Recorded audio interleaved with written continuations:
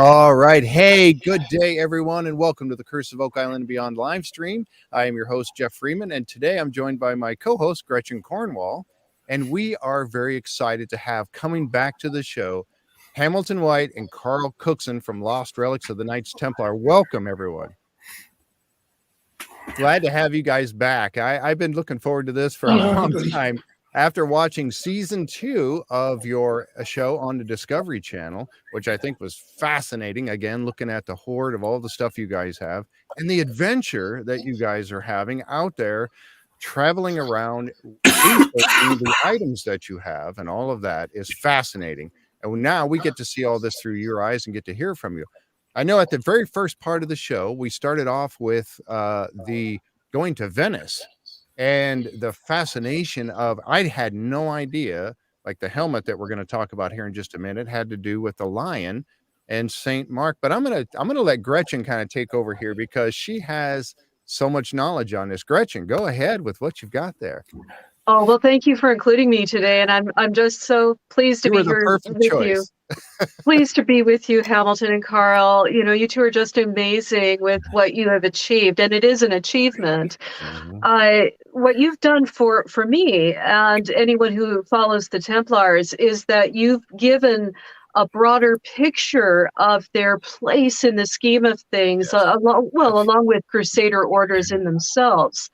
But rather than just a couple of guys running around in a field, or maybe carrying the ark or on horseback or whatever, you've actually placed the order in the context of the history. Now, granted, the whole issue with the city-state of Venice had an eventual impact on the Templars, but the Crusaders in themselves had an impact. But the badge of Saint Mark's is fascinating, and of course, you know, the winged lion is an emblem, a beast, if you will, of one of the four Gospels, and represents Saint Mark. But if you could help us understand the context of the city-state of Venice, that's just fascinating, and as it relates to your helmet and the sword, that's. I think the first thing you have to understand about why Venice adopted that symbol, they were a maritime superpower, but they were not quite as high as they wanted to go, and they needed, at that time in Italy and all across Europe, you know, there was relics coming back, and if you had an important relic, it was like a brand leader. So, you know, if you didn't have a relic, you wasn't on the map. And they had an audacious plan to steal the body or the relics of Saint Mark. And they knew that if they'd done that, that would generate power and wealth even greater than they already had. So they set about a scheme to go over to Alexandria and steal his body. And they managed to steal it, but how they got it out of that area was quite fascinating, because they put it in a wicker basket and covered the body in cabbages and pork, and obviously because of it being an Islamic state at the time, or, you know, these Islamic people being in charge of the customs and the whole area, they quickly opened the lid, and you know, they didn't want to explore any further, so they let it go. And subsequently, the body arrived in Venice, and they built the church around the in St. Mark's Square, and at that point then they had complete legitimacy and authority to use the lion of St. Mark's as the emblem on their blazon. It's all over the place when you go there. I noticed it's so striking. The mosaic relief on the Cathedral of St. Mark's was so beautiful and human looking. And the one frieze where the border, the guards, the city gate guards are like doing this was incredible. And the joy and the elation of the leaders of the city when Saint Mark came home, basically.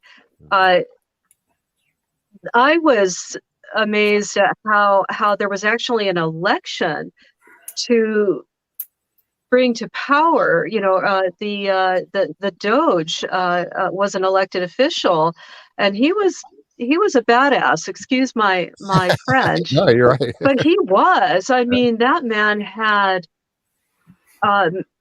machismo and guts and no doubt charisma as well. But he reforged that city based on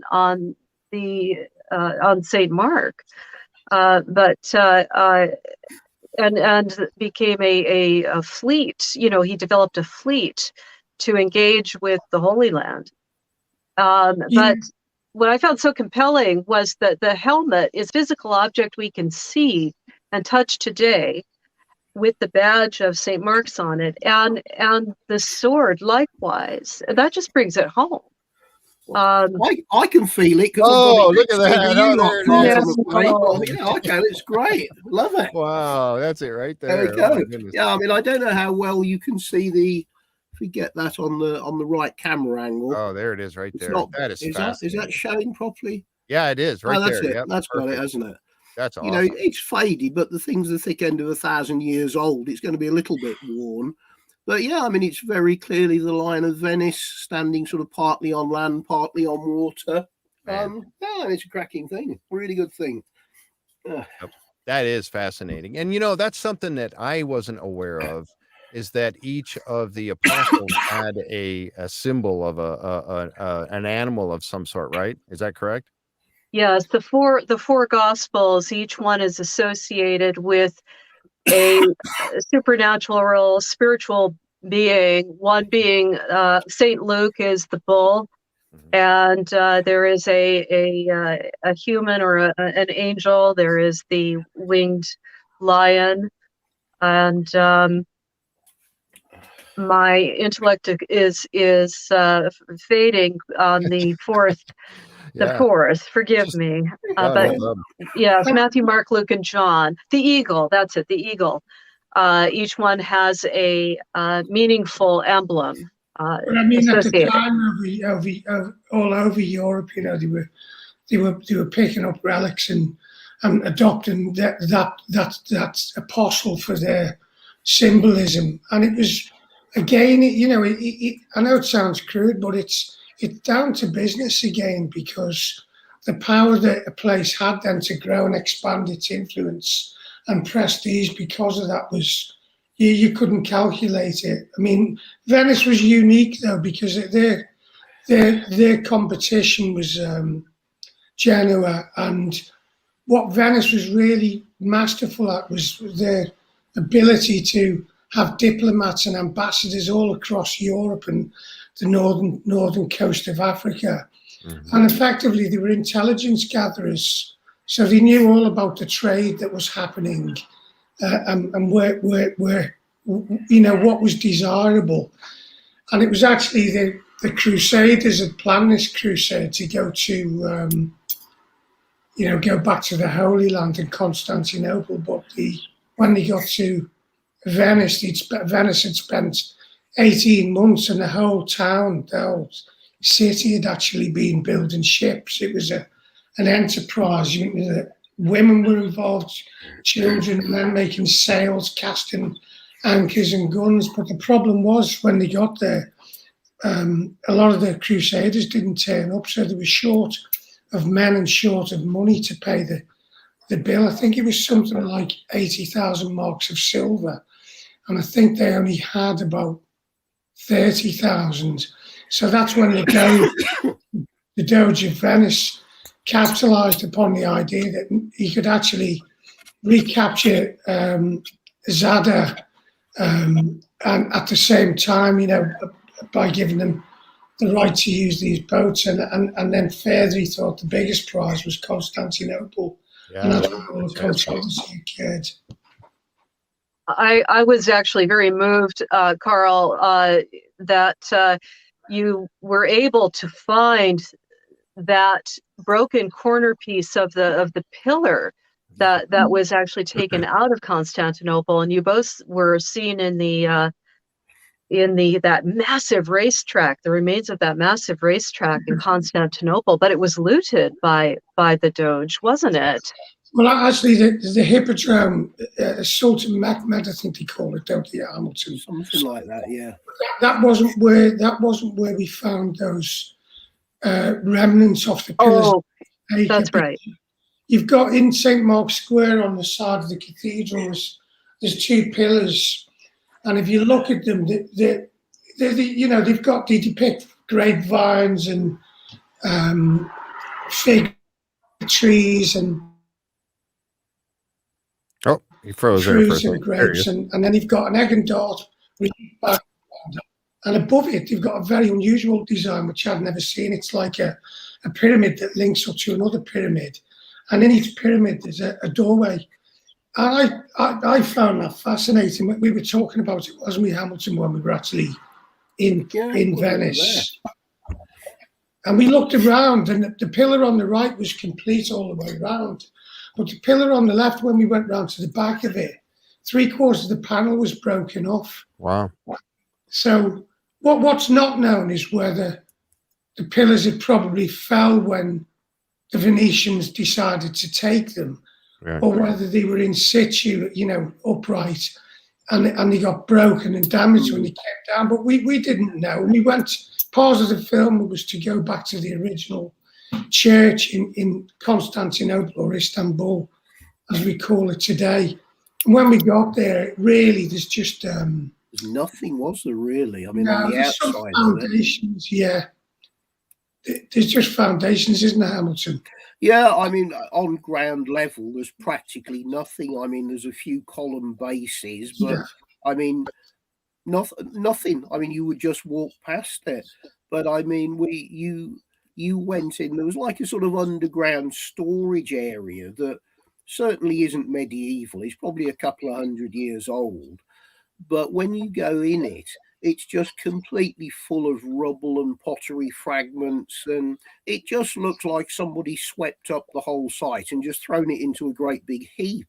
And I mean, you were nosing through it, weren't you, more than I was?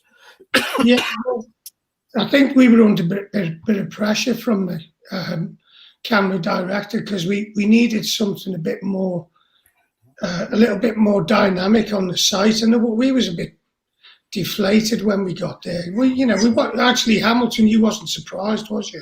Well, no, I mean, it was something that was demolished 1,000 years ago in the middle of town, and it's been picked over by every local since the day they knocked it down. I mean, it's like just walking through a park, really. I mean, there's literally nothing, is there? Well, actually, when we got there, there was a group of Syrian migrants that were... That's right, yeah.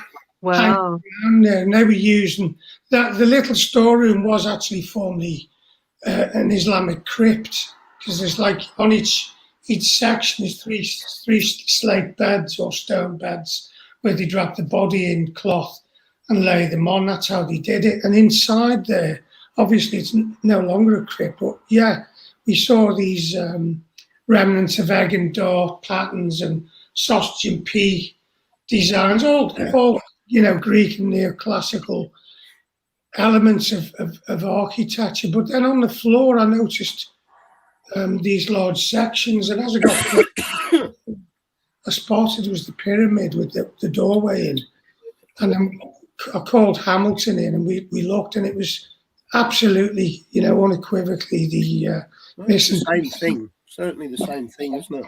Fantastic. A real discovery captured on film to complete that image for us of the trail from Constantinople, Istanbul, all the way back to Venice.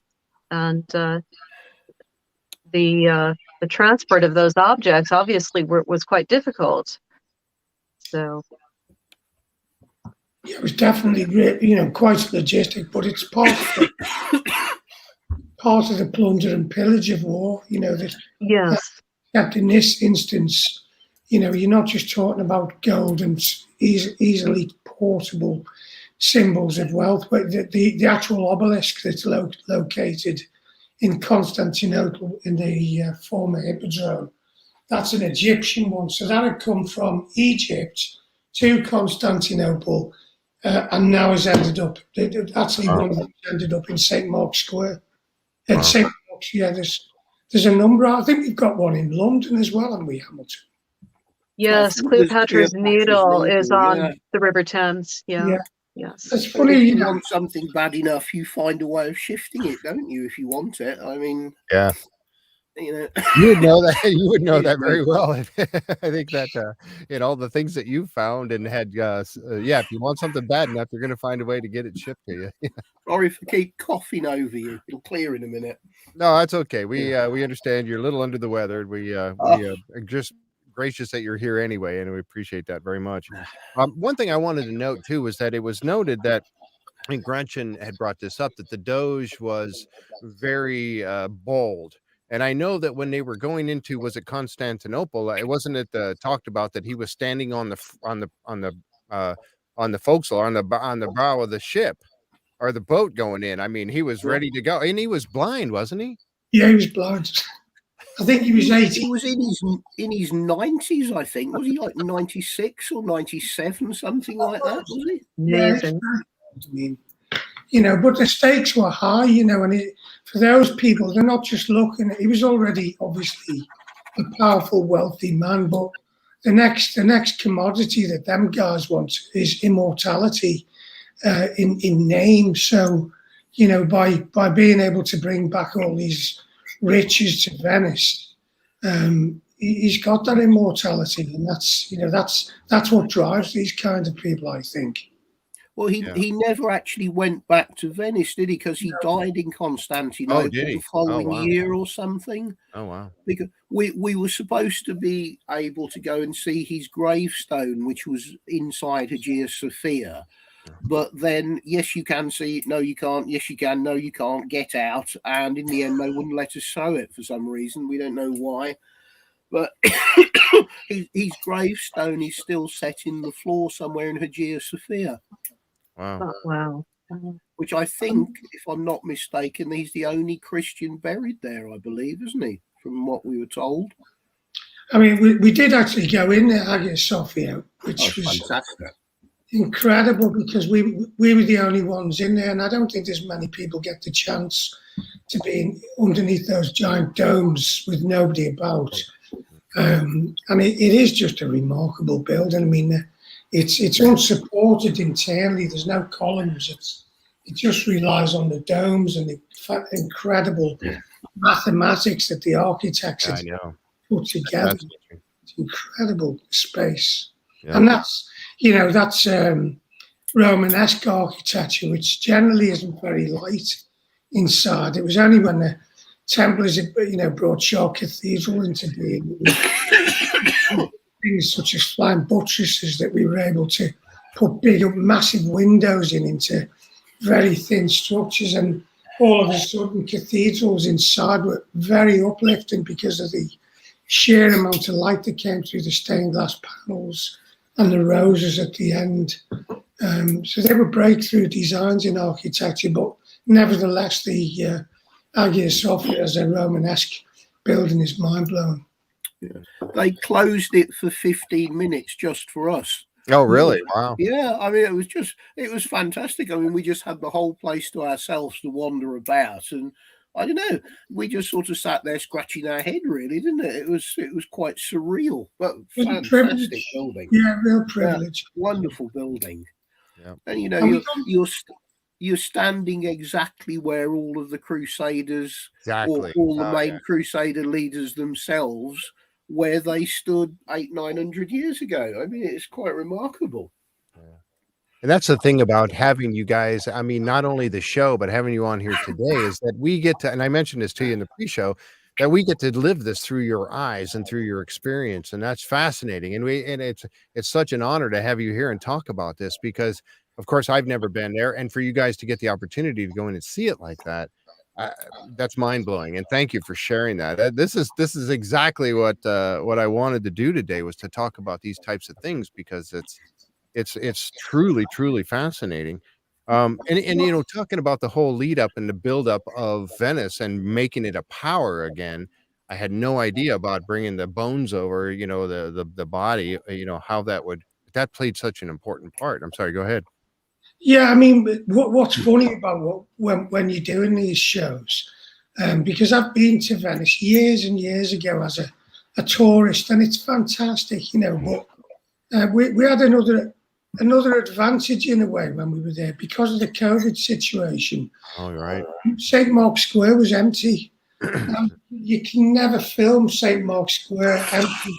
Maybe at night at 3 a.m, you know. But so that was really fortunate. But then when you're coming over doing a show, we have each destination they appoint what they call a fixer. Nope. And that's somebody that's very well connected somebody very well connected in the area to, you know, arrange access to these places like the Hagia Sophia and the Doge's Palace. So, you know, to go there knowing that you're going to get these unique opportunities to experience is an absolute privilege. The photography is incredible. Seeing you two standing in any of these remarkable spiritual places is a lift for those of us who watch through the portal of our television. And it is incredible watching the camera sweep upward, and you can see on your faces that this is a memorable experience, possibly a life-changing experience as well. It's great. I mean, we went to places that you would never normally go as a tourist, really, because it would be too much effort, or you wouldn't want to go somewhere for a fortnight's holiday.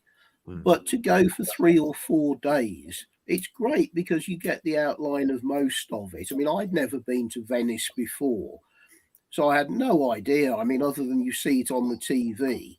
But, you know, you get out of the aeroplane and within 5 minutes you get on a boat. Oh, it's just fantastic. And we arrived. It was just getting to sunset time, wasn't it, when we got there? And we had this 20-minute boat ride, and they gave us a little tour around the city before we went to the hotel. And again, there were no other boats around there, nothing. I mean, it was just Venice. There was only the pair of us there. It is a remarkable place to be. I mean, it's actually great, when it's full of tourists as well, because there's such a buzz there. You know, it's probably one of the best destinations in the world for anybody to go and see. I'd love to see it. I would love to see it. And now even more so because of what you guys have brought to light there. I had no idea any of this stuff. I mean, it's not something that you learn. I mean, Gretchen, I'm sure you know all about this stuff, you know, because you research these things, but I had no idea. There's always room for more information, and there's always something new to learn. I don't believe anybody knows everything, but unless it's Hamilton, of course. But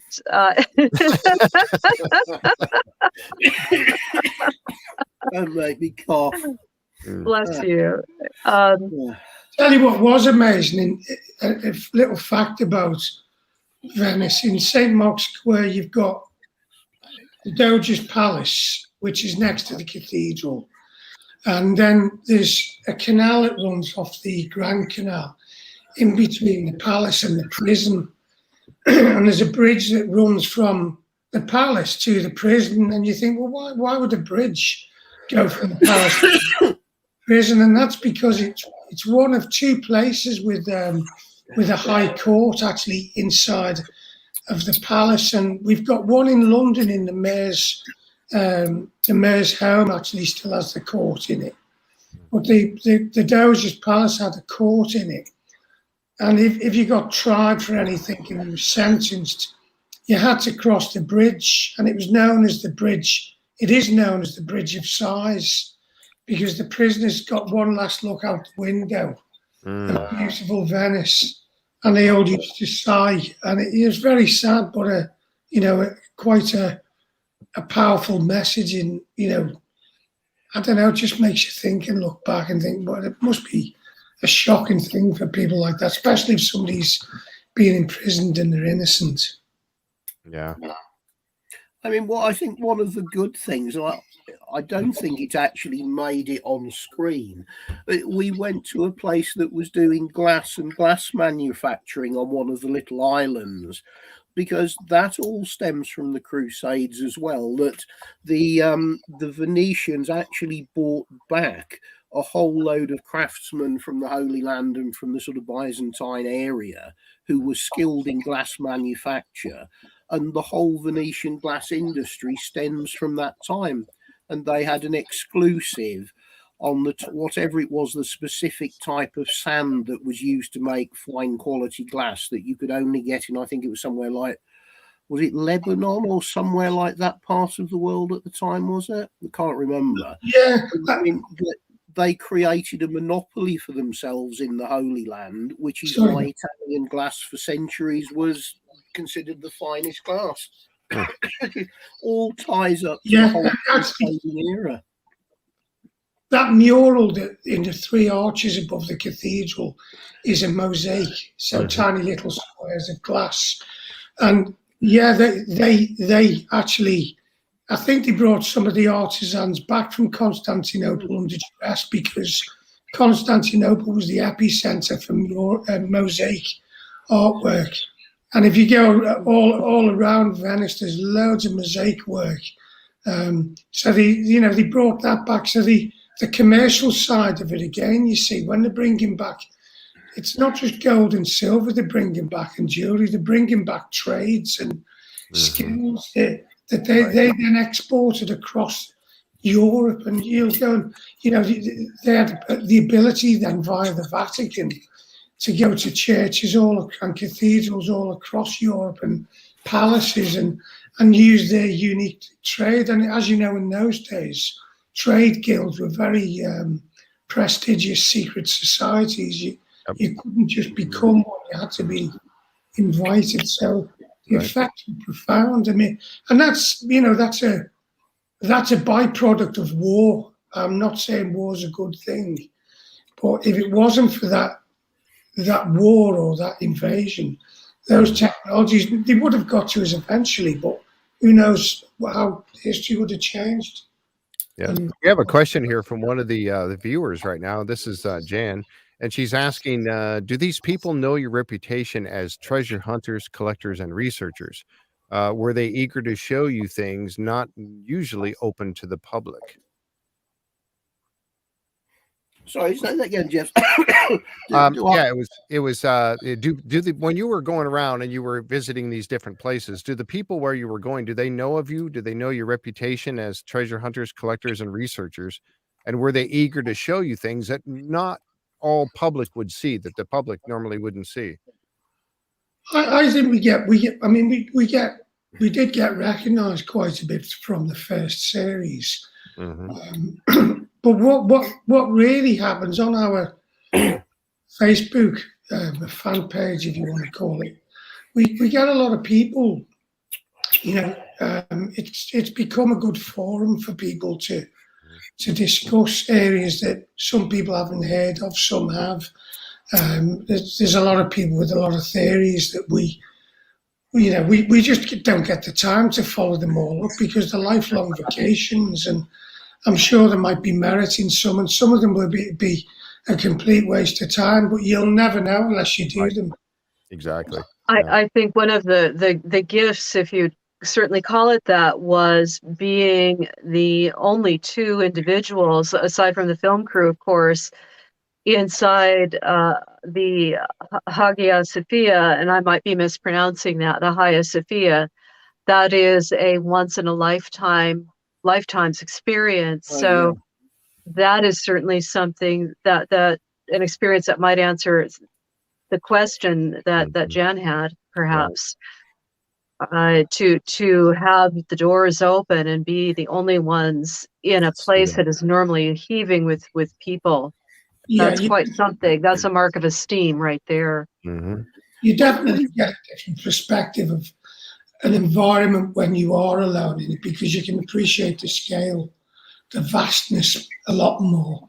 Or indeed, if it's a smaller place, you can draw the intimacy in much more deeply than, you go in the tiny crypt in the Santiago Cathedral in Spain, and that's a tiny little space you walk through, and you can't stay long, because if you're there in season as a tourist, there's a queue behind you, like the Church of the Holy Sepulchre in Jerusalem. You know, you get seconds to look. When we do it, we get to spend a bit longer. That was very moving. I thought that was very moving. Lighting candles in sacred spaces is very special, filled with meaning and gravitas, and is a way of bringing people you love with you, and also wishing them well. But it is.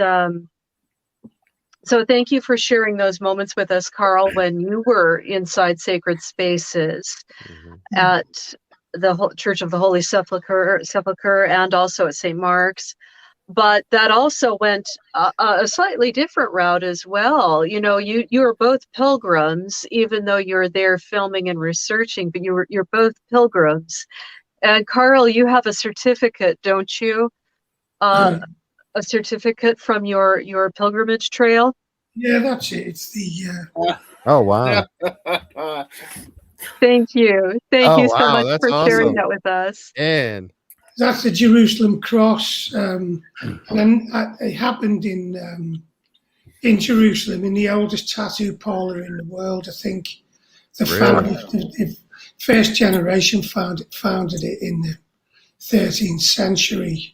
And the guy we met who runs it today, a guy named Wazim Razouk, their family are Coptic, Orthodox Egyptians, Christians. And they've been there, they've tattooed Haile Selassie, they've tattooed pilgrims in the 13th century, they've probably tattooed crusaders. And that alone was, you know, a fantastic thing. But even the block where they transferred the pattern on is olive wood, and the block was about 400 years old, carved by one of his great-great-grandfathers. Wow. And they inked the block up, and then they roll the block on the wall. And then he obviously used a modern tattoo machine now. In them days, they had a tapping one where they charged it with ink. I had no intention of getting a tattoo when I was there. I thought, well, we'll do the inking up, you know, because that's fine. But I've got this far without a tattoo. But I felt a bit guilty because my dad had tattoos. He was a merchant seaman, and he had there you go. I'm a sailor. Yeah, I'm a former Navy man, and so that's usually something you do when you're drunk and you're in a port city someplace. Well, he's got an eagle on one side and a black panther scratching his arms, and on his two wrists there, he's got two beautiful Chinese ladies or Singapore ladies. Yeah, they're not done very well, I have to say. And it's just, I don't think my mum was happy when she found out. So it was always drummed into us, you're not getting a tattoo, you know. And I got there and I just thought, you know what? I'm here. I'm in the holiest city on the planet. I'm in the oldest tattoo shop in the world. I'm actually in front of the family, the 27th generational member.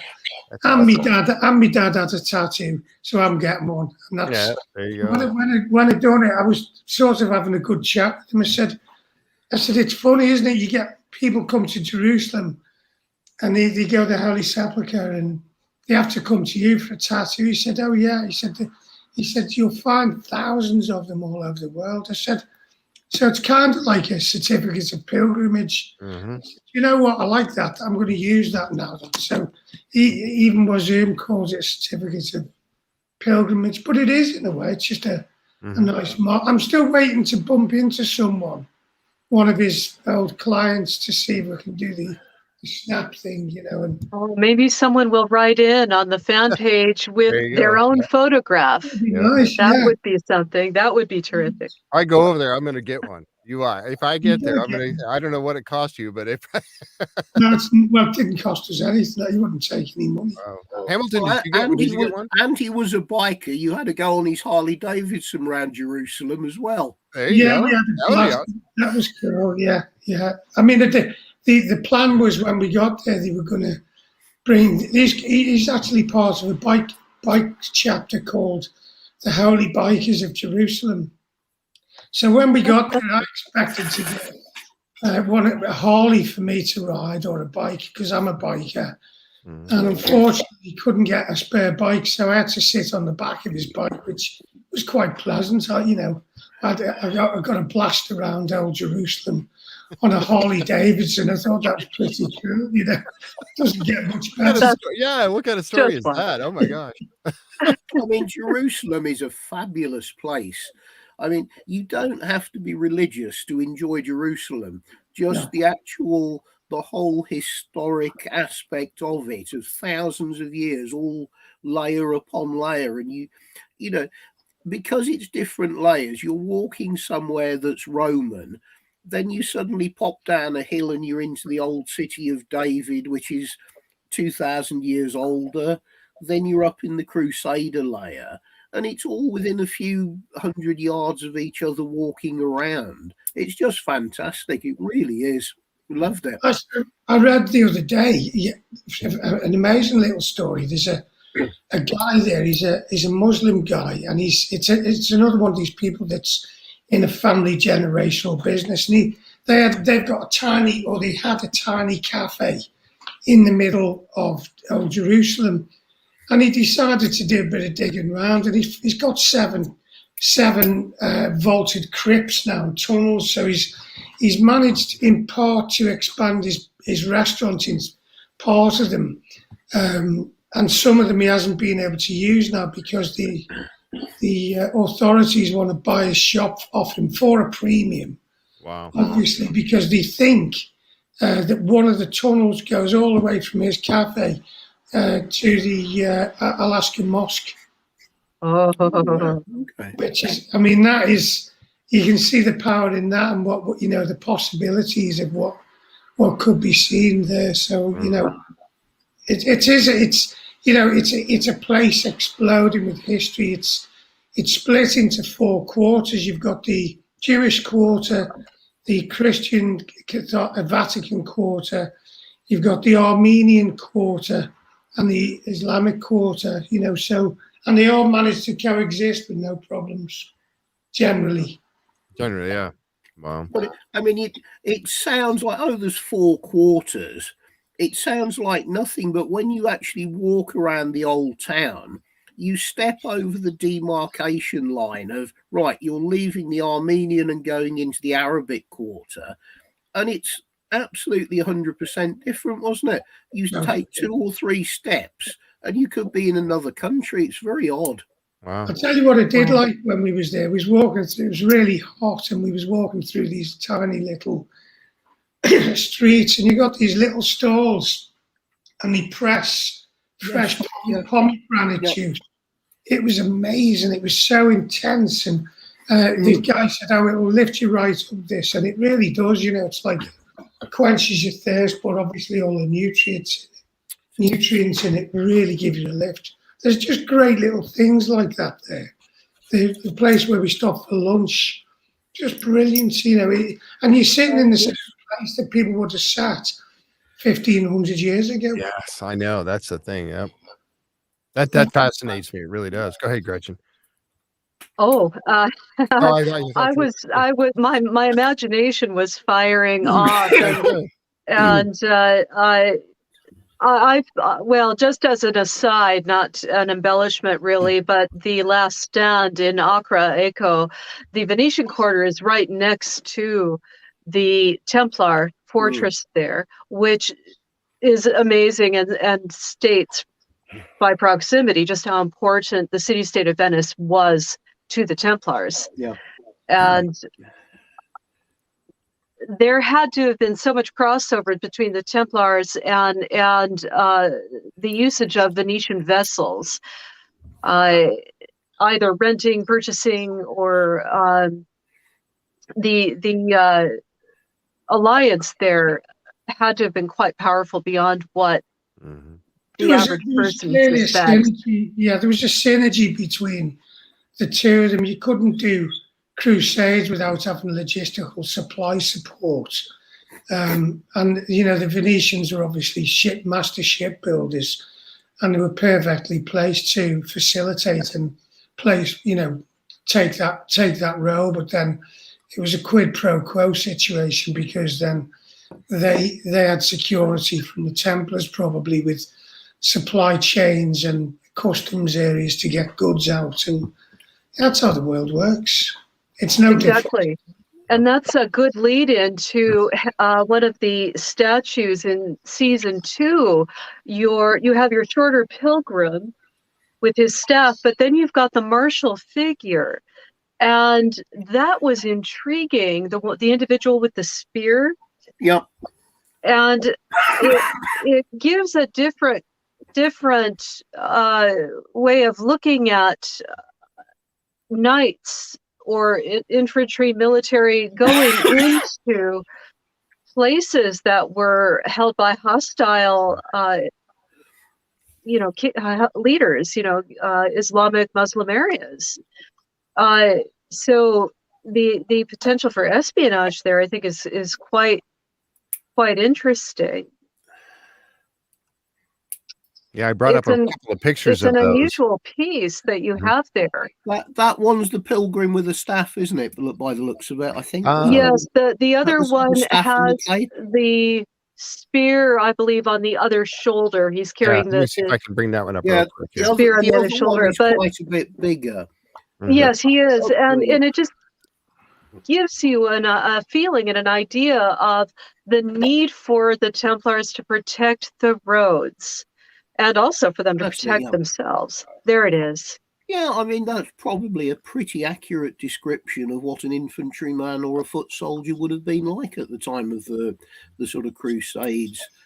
I mean, the spear as a staff weapon was the easiest thing to mass produce. And I mean, that's what the vast array of the sort of lesser standing members of the army had as the basic weapon. And I mean, it's more than likely from one of the churches or some structure on one of the pilgrim routes across Iberia. Now, it could have been northern Spain, it could have been northern Portugal. So many of the pilgrim routes crisscross each other, either going to Santiago or somewhere else. Oh, excuse me. Carl, take over a second, will you? Yeah, what we found fascinating about covering, like on the second series, was different from the first, because we covered a variety of different subjects. But when you look at them, if you're looking at the Celts or you're looking at the Templars, they all coexisted in the same environments, sometimes at the same time and sometimes at different times, but they all used the same routes. I mean, the Camino de Santiago, the Compostela, is actually in alignment with the Milky Way, and the pagans and the Celts actually, obviously were really interested in the stars and the paths that the stars led to, and they followed exactly the same route 1,500, 2,000 years before the Pilgrims came along. And then the Pilgrims come along and they're using the same route. The Romans would have used it, and it's all of the places we go to across the history, and all of these characters, whether they be Templars, pagans, Celts, Romans, they're all inhabiting and using and occupying lands much the same, the same way, but just with a different purpose. And that, that just pops out all the time. You can see it. When we done that, there was like a site not far from Palmella. Do you remember, Hamilton, with the Celtic? There was a Celtic pagan site, and there was also a Roman site. Oh, up on the hill, yes. Yeah. I mean, it's so many of these ancient sites, particularly sort of religious places, they get assimilated. I mean, something that's pagan is then sort of taken over by early Christians. There's particularly we've found over in the Holy Land, mosques and churches have changed hands and changed denominations many times. You know, it's like Chartres Cathedral, which is the most famous one. I mean, if you go downstairs into the cellars, you've still got the original remains of the pagan well, which is, as like Carl was saying, it's 1,500 years older than the actual Templar building itself. But it's just assimilating the same sites over and over again as a place of veneration. Yeah. I mean, the sites, particularly with cathedrals and, you know, places, churches, they are, most of them across the world are built on ancient sites of, you know, significance, or the cross ley lines, or there's a special river running, or a spring on it, and they're there for a purpose. There's power in those ancient lines and springs, and the Church, the Vatican in particular, are very conscious of the power of these places, and basically they want to build over them to take ownership and empower the actual new church with the historical powers that are innate and natural within those specific geolocations. Yes, and often at crossroads that have been used, as you said, for millennia and repurposed for the incoming powers, but that energy still exists.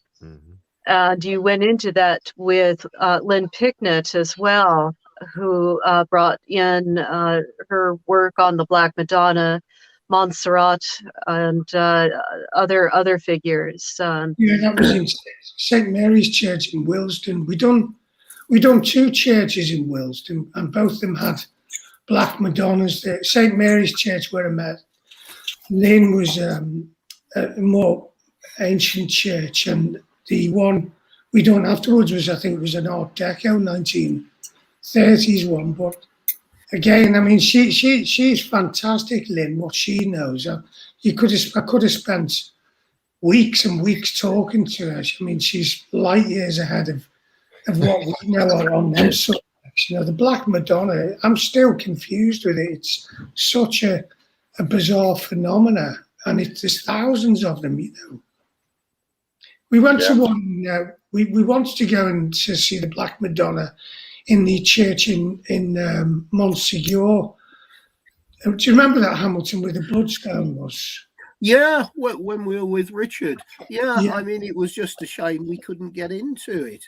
And I mean, also, we had been scheduled to go down to Sainte Marie de la Mer, which is one of where the whole original Black Madonna concept is supposed to originate.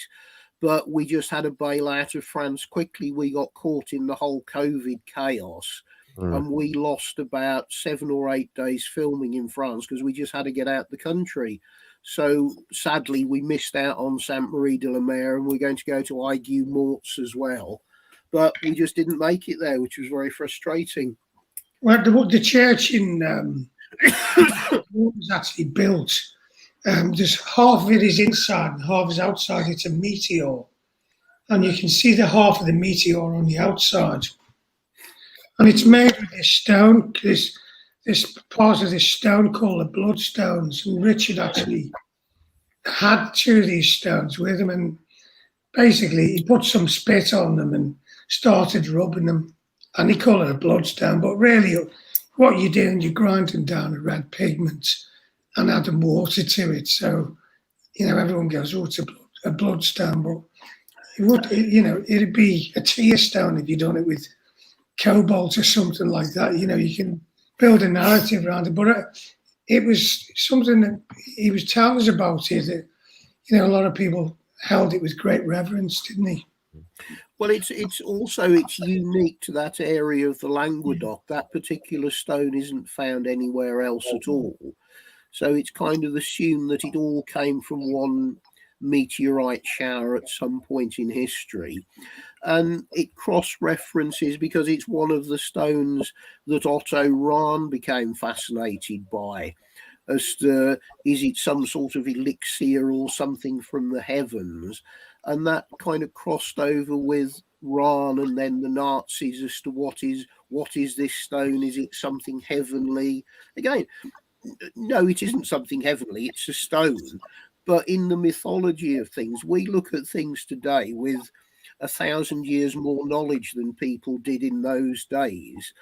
And in those days, it probably was perceived as some magical or godly-like thing because they didn't have the scientific knowledge to analyze things like we do today. Right. So well, the mysteries and how something like that would have captivated people 1,000 years ago is totally different to how we see things today. Mm-hmm. There is a whole mystical edge to Excalibur and pulling the sword from the stone, along with the concept that it could have been forged from a meteor, as this other location is. And in other words, falling from the heavens, blessed by the heavens above, down to earth, as above, so below. And the blacksmiths held their secrets very tightly because it had commercial value.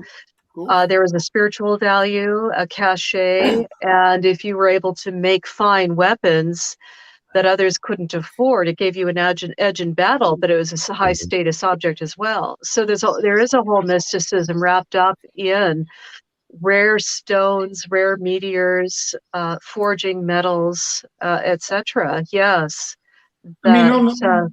On the swords, Hamilton educated me on swords because, you tend to think, oh, it's a medieval sword. But at the time, there were proper commercial leading entrepreneurial blacksmiths in Germany and across Europe that were top-class sword makers. And if you was nobility, you'd buy the best. And, everyone knew the kind of who the sword makers were. So they had a brand then, like, people go, who makes the best cars, who makes the best couture, who makes the best cakes. There's always a top name that comes up, and people were cognitive enough at that time as well to just say, well, I'm going to get my sword from this company in Germany. And I think was you saying the Viking swords, Hamilton, was some of them were made. Well, it's a subject of debate, really, because, it wasn't one single person making a sword. You had the blade makers. And I mean, when people started using Damascus steels, I mean, that was invented in the Middle East or possibly even India. Nobody's actually sure of it. So where were the trade links that were bringing that kind of exotic metal into Europe 1,200 years ago? It's a complete new avenue of things to look at, because certainly the Western world didn't invent the best quality steels. They came from the East. And then really right through the sort of whole Middle Age period, like everything, like cars or anything, if you were a regular soldier, you would be given whatever sword you were issued with because somebody had gone and ordered 100 of them from the local weapons maker. If you were a nobility or you had money to spend, in the same way as today, you might order a golf club or a tennis racket that suits your height, your size, how big your hands are. You would do exactly the same with a weapon, and it would be made like a bespoke suit exactly what you wanted to do. And there's a heck of a difference. And until you handle them, you don't realize a sword designed to be used on horse as opposed to a sword designed to be used on foot. The balance and the weight is totally different, completely different thing altogether. Yep. Speaking of swords, I wanted to ask about the one that was in the first episode of season 2. It had that OS. What I don't think I ever caught exactly what that, the S with the O around it. What was that? The O Sancti sword. Give me a sec. Sorry. Yeah, I mean, that's a sword from the first Crusade, so dating somewhere around 1100-ish, something like that. Give or take 20 years. It's very hard to put an exact date on a sword, but the OS standing for O Sancti Oh, sanctity. Okay. That was a prayer that was written prior to the first crusade, which kicked off in 1097, and basically it was a way of having your weapon blessed, that prior to going out on the crusade, if you were a sort of a substantial knight, part of your sort of piety, you did a 24-hour kind of praying session before you went off to wherever you were going. And at the end of it, your weapon was blessed, as in your local priest or whoever it was is kind of sanctifying your weapon as well as yourself. And the OS, if it's marked on a blade, is basically the proof you'd have today that, right, that weapon was a Crusader's weapon, that went to the Holy Land and it's come back. And I think there's about 20 or so known to exist across the world. Wow. But it's the sort of proof that, yes, if your blade is marked in that way, that is a weapon that was used in the First Crusade. And probably for 100, 200 years afterwards by whoever you left your sword to. Yeah, so you can clearly say that it was somebody of great importance that had one of those swords. And also the belief that after the prayer, the sword is actually imbued with power. You're imbued with righteousness. You literally felt at that point, that God was on your side. And I think when they went into battles, they did believe that. And it definitely, it's like a boxer going into a ring. If you've got no confidence, you're going to get beat. If you've got super confidence, you're still going to have talent and might. But it's definitely an asset. Yeah, for sure. Yeah, it was like subliminal brainwashing. It's trying to convince whoever is holding the weapon, well, you can't lose. You're doing God's work. God is with you. Right. That's it. You're going to win. There's no argument about it. Somebody had asked the question about the, and I think it was Jan, but about the Black Madonna. Do we know, before we head on to other things here, do we know, I'm going to bring the picture up, do we know what material that was made of? What type of stone? Do we have any idea on that? Was that revealed? The Montserrat, or no, it isn't. No. Oh, that's the one in Willesden, is it? Or is that's the reproduction. That's the one in the Art Deco church. Because I can just make out the stained glass to the. I think it's the Art Deco one. I might have another picture of it. They were made of various. Oh, actually, yeah, I think that's the older one, and I think it's like ebony. I think I have oh yeah, I do have one more picture of that one. That here. Yeah, that's ebony. That. Okay. And then there was the one that was, and I think they had talked about painting it. It was this one here, that I guess they'd come back later and they painted it or something like that. But yeah. Well, I mean, what's interesting? Sorry, how to go? No, sorry. What I was going to say is that one there was retouched up recently. There's actually a big controversy over it because it's whiter now. It looks whiter, but what we didn't know is whether it was dark just through age patination. You get incense burn and time darkens objects. But the previous Madonna that you looked at, which is the black ebony one, right. that Madonna and the baby have clearly got African features. The one in short. There's clearly European features, so and lots of the Black Madonnas have got European features. Yeah, there's one picture of it, and then there's the after. Yeah, and so the lore is that she is obviously with European features, but she is black for multiple reasons: hidden knowledge, and potentially this is all wrapped up in the cult of Mary Magdalene as well, as the theories go that she may have been the bride of Christ. And this is maybe very controversial to some people, but when you consider there are 35,000 different Christian sects in the world, which one is going to be right? It's going to be the one that has the most money, the one that has martial power. But there are other groups that do adhere to Mary Magdalene generating the bloodline of Christ throughout southern France and into the nobility of France, and that those teachings that she came with, the teachings of Christ, if you will, an alternate church next to the patriarchal church of Rome.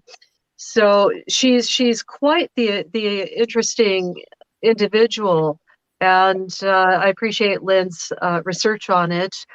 And I was talking to the painting of Da Vinci's Last Supper painting with the absolutely 12 apostles, but the person to the right of Jesus, which was formerly thought of as one of the apostles, when you look at it, it clearly is a lady. It's not. Yes, and I go into quite a lot of that in my own first book, and regardless of what you think about this, thousands of people did think that this was the case, and even nobility today aligns themselves with that, with her as their ancestor. And if you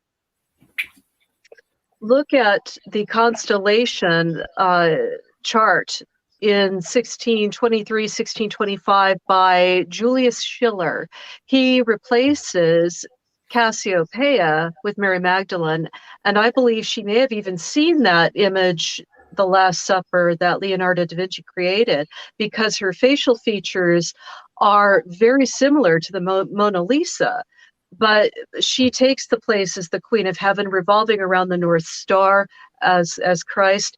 And in the new constellation chart of the night sky, which has become Christianized, Mary, the mother, is not there. So he's saying Mary Magdalene is actually the new Queen of Heaven as the mother of Christ's children. So it is all quite something. So look that up online, and I do go into that in my own book towards the end of the first one, Knight Templar of the Sangreal.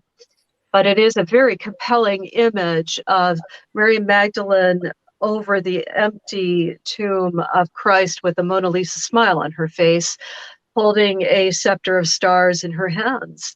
Which brings you to a very interesting question of why and how much did Leonardo da Vinci actually know about the Merovingian dynasty and the esoteric side, because he certainly makes big overtures and clues in his paintings that, you know. He was a very educated man, and his art school, he would have schooled other painters, younger painters, and he was part of a line, a transmission of information.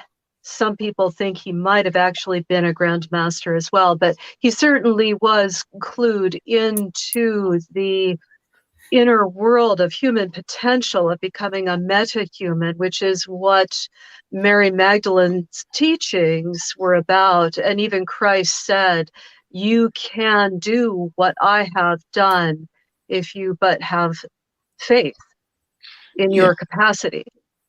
So I mean, it was said that Mary Magdalene arrived with two other Marys on an oarless boat, or a boat without sails, and they arrived in France. And some people suspect that she was actually pregnant when she arrived, and that her womb was actually the carrier of the Grail, the bloodline. Yes, he was referred to as a rabbi in sacred texts. In order to be a rabbi, you had to marry, you had to have children, or you could not be called a rabbi.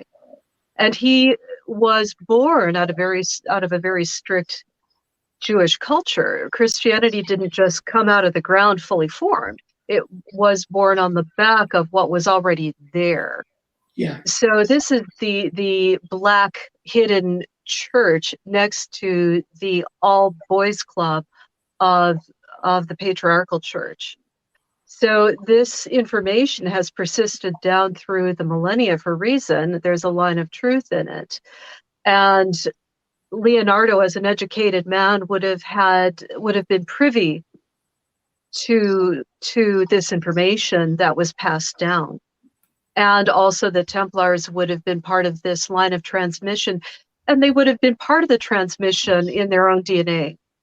But it is very highly likely that they had several children by the time he had his, from age 30 to 33.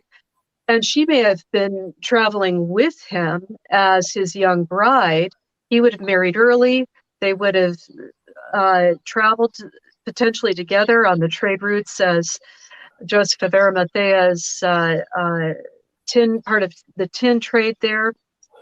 So there are innumerable potentials. And out of one child, today, exponential mathematics, you would have 35 million people today who could have been related to that first one single child. So that's quite a lot of people. Yeah. But yes, it is controversial. And Lynn has done tremendous work on that front. And I have found further evidence that in 1625, the Holy Roman Emperor commissioned Julius Schiller to Christianize the star chart, the constellations. And he died shortly thereafter, after this was released. But it is available online, and a few images are available in my first book on the subject. But it is mere gold and silver is enough to make anyone violent. But when you are holding keys to a kingdom of a rich tradition that is in opposition to the current standing order of the day, which would have been the Catholic Church of the day, things are going to get violent and nasty. And what I found so poignant at the end of season 1 for you two gentlemen was the Inquisition in Portugal, and that they overstayed their welcome. And that they did absolutely everything they could to wipe out Templarism in Portugal, which was a Templar state, that Bernard de Clairvaux had a hand in creating and carving out of Spain. And I think what you said during season 1, that 40,000 people were murdered at that time. That's just horrendous. And that was the reason why the Templar horde was buried, to keep these objects. Yeah, more than likely. I mean, it wasn't just wiping out Templarism, it was wiping out anything that didn't conform absolutely exactly to what the Catholic Church said you had to believe. Hence, you know, the Jewish population that had already fled from Spain into Portugal 20 years earlier, they had the same persecution simply because they wouldn't adhere to the Catholic religion. You know, there wasn't another option. You either did exactly what the Catholic Church said, or you're a heretic. There wasn't a middle ground, and it was just religious zealotry.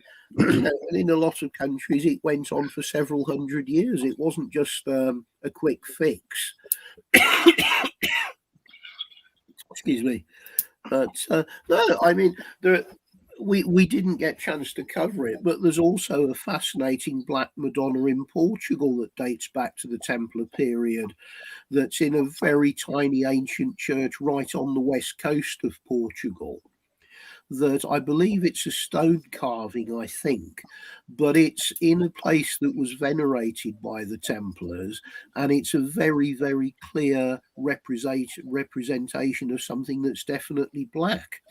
And I mean, going back to the Middle Ages, the whole Black Madonna thing, it wasn't rare. I think there was something like between 500 and 600 different representations in carvings of Black Madonnas in the Middle Ages. So, I mean, it was not common as such, but it wasn't a completely underground thing. And it was right across Europe. It wasn't just in an isolated pocket. It was something that had spread throughout the whole Western world, really. Well, it can't be heresy either, because the Vatican churches to this day are still allowing them to be placed in positions of prominence. So clearly, the papacy sanctioned that. But there's never. I don't think they've ever come out with anything to say precisely what the reasons are for it. I just don't know. I find it really confusing. Well, she could have been a woman. The first child could have, if you want to go that route, the first child could have been a woman of color. And that is a clue in itself. And one of the women with Mary Magdalene landing in Marseille on the shoreline without oars was a woman named Sarah. Sarah in Hebrew means princess, literally. Yeah. So it is very highly likely that we're talking about a Davidic political kingship, let alone different ideas on prayer, how to visualize prayer, etc., the nature of God. But of course, Christ being born in the Middle East would have had dark hair, brown eyes. Exactly. He wouldn't have looked like an American. Yes. No. Exactly. Which we see those pictures now. He looks like a hippie from the 60s, with the hair and everything. It's like, that's not what he would have looked like. Sorry. That just doesn't cut it. So darker skin, yes, for sure. Absolutely. Just my opinion. Nice. Absolutely right. Yeah. I did want to jump over to continuing a little bit with season 2. Very fascinated by the Celtic gold collection that you have. These pieces, when I first saw them, I looked at them and I see you took it. I'm going to bring one up as a picture here. This one I think was Astarte. This one here. Yeah, that's an Astarte, yeah. And I was so fascinated. It seemed like they're so fragile. I mean, so thin that you could bend it so easily. I mean, tell us a little bit about your collection of these pieces. Oh God! Well, I started getting into gold not that long ago. I don't know, 4 or 5 years ago, just because I'd seen a few pieces. And like everything, it kind of gets a bit over the top. And I don't know how many pieces I've got now. A few hundred, I suppose. But it's an interesting cross-section of religions, because like the Astarte, the first one you brought up, I mean, the Astarte figure itself is Middle Eastern origins. It's kind of going back to Phoenician times, I mean, several thousand years BC. And it's the spread of, as people were either trading or moving from the Middle East to the West, they've brought their religions with them. So although they're colonizing the West, for several generations after, they're still following the sort of the traditional religion that their ancestors had brought over with them.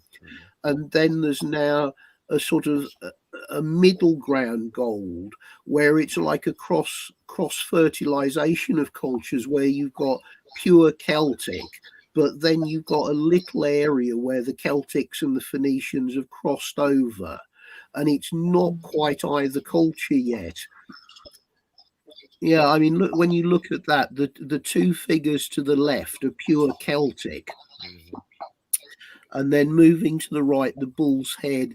Yeah, that's more than likely pure Celtic, because the sort of the bull culture of Iberia, which is southwest Spain and southern Portugal, that is then a pure sort of Celtic with no influences from the Middle East. That's entirely their own new belief system coming in. And it's just something I started to get interested in, and I probably shouldn't have done, because it's a quick way of getting skint, because every time you got some money, oh, it's gone again, and I got another piece of gold. Oh no. That's just the way these things work. You can't help it. Now you had taken these out to there was a stone circle, and I'm at a complete loss for the name. you had met a lady out there, and you were going through and looking at the stone circle. I have a picture of the circle, but I can't. Was it the roll right stones? Right stones, yeah. Yeah, but I think it was these right here, if I'm not mistaken. Yeah, that's it. Yeah, roll right stones. So, what was the connection between those, the Celtic gold, and this area here? Well, none, because that's really an earlier site. But it was just a case of wanting somewhere interesting to film. Okay. It's kind of oh, excuse me. I mean, the stone circles you have in England and across Europe generally tend to be a lot older than the Celtic period. You're talking almost Neolithic or older than that. But it's the continuation, like we were saying before, of sacred sites over and over being reused, that sort of Neolithic-y things were probably then used by the Druids for whatever Druidic ceremonies came along, in the same way that Stonehenge today is still a sort of a very sacred place for modern Druids and modern believers of the sort of Celtic or natural pagan belief systems. No, so calm down. Bless you. You need to suck a zoob or something there, mate. I've been munching them for the last half an hour. Well, You give a shot of whiskey or two. I'm on them all the time. I'm serious. I'm on them all the time. Yeah, no, we done that. We done that scene with Suzanne Leyburn, and it's again for us. It's brilliant to go to these places and see them. It's just another fantastic piece of history that you're actually standing in the middle of. And one of those stones on that circle has got an engineered hole bored out of it, and it looks like it's in the direction of another monument, which is about 500 yards from.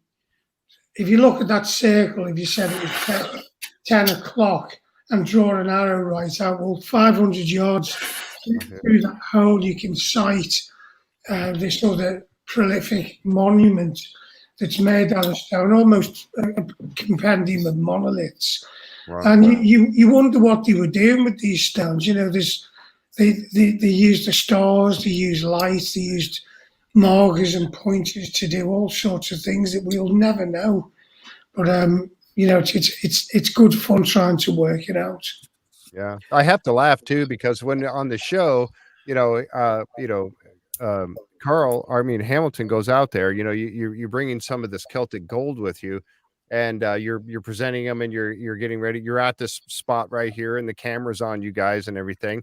And Hamilton takes these priceless Celtic gold pieces, and he opens up a cigar box that you're carrying them in a cigar box. And I'm like, these are priceless. And it's so Hamilton, though. Honestly, I've gotten to know you a little bit. I said, that's so Hamilton to carry these priceless pieces around in an old cigar box. Well, they would have been in a cigarette packet, but they didn't want the branding shown on TV.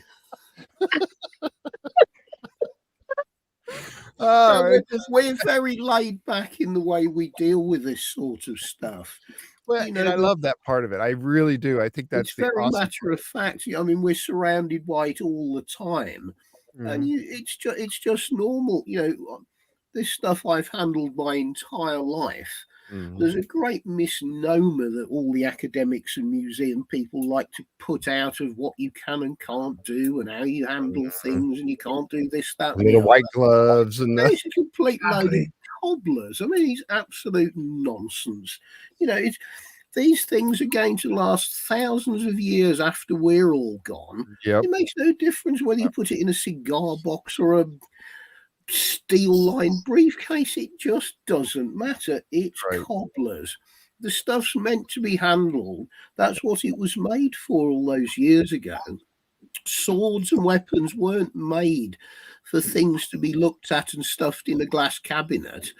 they were made to be used and handled. They were functional things. Right. And my view of it is they still are. I mean, no, we don't go around attacking each other with them, but to get people handle them and go outside and wave them around, and you suddenly get the feeling of, oh God, yeah, when they said a horseman's sword is different, now I know why, because I stood in a field and waved it around. And that applies with so many things, physical objects through history. Looking at something in a cabinet or looking at a picture of it on Google, you have no concept of what you're dealing with, nothing whatsoever. No, you're learning so much more by actually playing with them, and we are playing with them because we know how privileged we are to be able to do that. But B, when you pick a sword up, you do want to swing it round and feel the weight, and it's almost a natural reaction the second you pick one up. You don't pick one up and start looking at you do look at the blade, but the first thing it wants you to create movements, and totally. You just do it automatically as the original use was intended for. And then by doing that, then that poses other questions. And going back to what Hamilton said earlier about the nature of swords, if you was a lay swords person, you just got an off-the-shelf sword.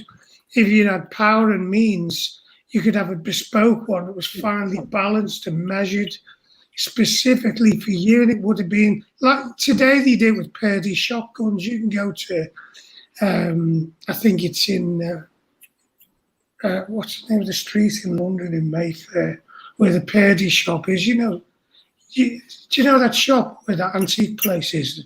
They make the shotguns. What you mean, like where Purdy and Holland are? Yeah. What's it called? Forget the name. It's a well-known street. But you go in there if you're an earl or a very powerful person with big means, you go to Purdy when you're 15 or 18, and your dad will pay you money to measure you up for 2 matching shotguns, and they make the stock exactly to you.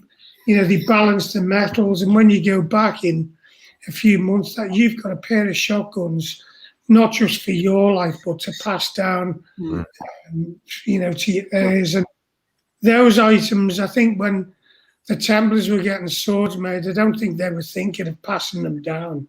They were just thinking of making the most functional and efficient weapon.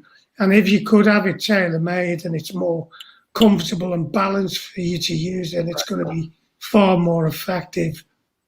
Yep, exactly right.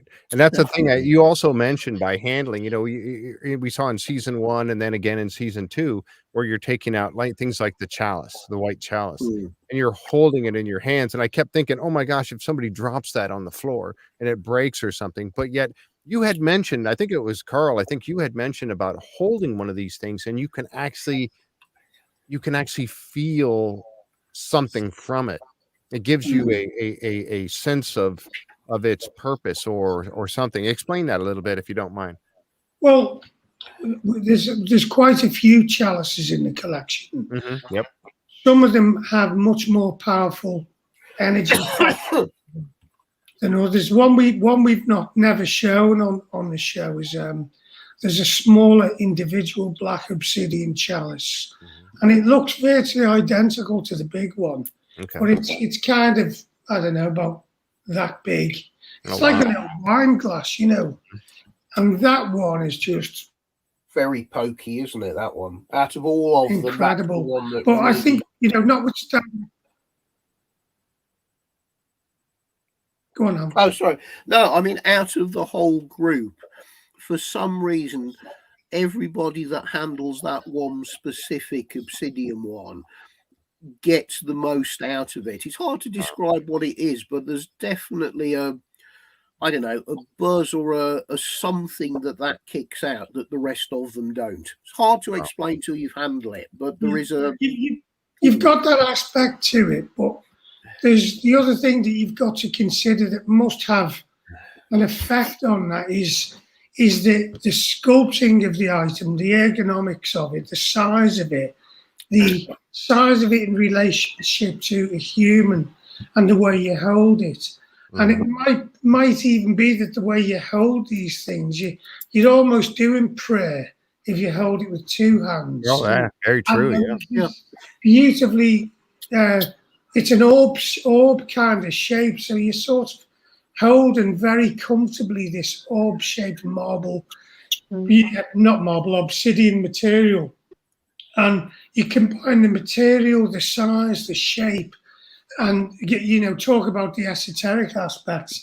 It all comes together, and it's so easy. It all seems to fit perfectly together. And what this might be the reason why, say, for example, the small black obsidian chalice has got more energy coming in, because it pulls all of them elements together. Now, whether that was a trial and error thing, or whether there's a mathematical formula for designing